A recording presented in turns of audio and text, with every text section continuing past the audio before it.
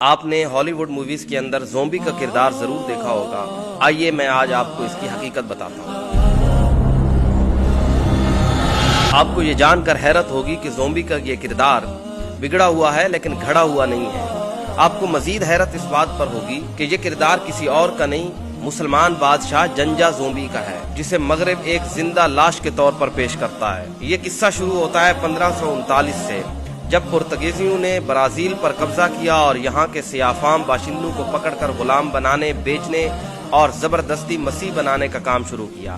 ظلم کا یہ راج 1775 تک چلتا رہا، حتیٰ کہ جنجا کا ظہور ہوا، جس نے ان ضابطوں کو ماننے سے انکار کر دیا۔ ایک طرف وہ ظالموں کے سامنے ڈٹ کر کھڑا ہوا تو دوسری طرف اس نے اپنے لوگوں کو اسلامی طرز حیات اپنانے اور اللہ کی وحدانیت کی طرف بلانا شروع کیا۔ اس مسلمان بادشاہ جنجا زومبی کو لوگ شجاع الاسود یعنی سیاہ بہادر کہہ کر جاننے لگے۔ پرتگیزیوں پر ان کا ایسا رعب و دبدبا تھا کہ وہ ان سے خوف کھاتے تھے، اور جنجا زومبی کا یہ دور 50 سال تک چلتا رہا۔ آخرکار وہ ایک جنگ کے اندر مارے گئے، ان کی لاش کا مسئلہ کیا گیا، سر تن سے جدا کیا گیا اور ان کے چہرے کو بگاڑ کر ایک زندہ لاش کے طور پر پیش کیا گیا۔ اور آج بھی مغرب ان کی وفات پر ہیلووین کا تہوار مناتے ہیں۔ اور آخر میں بس اتنا کہنا چاہوں گا کہ ہم بھول جاتے ہیں لیکن مغرب نہیں بھولتا۔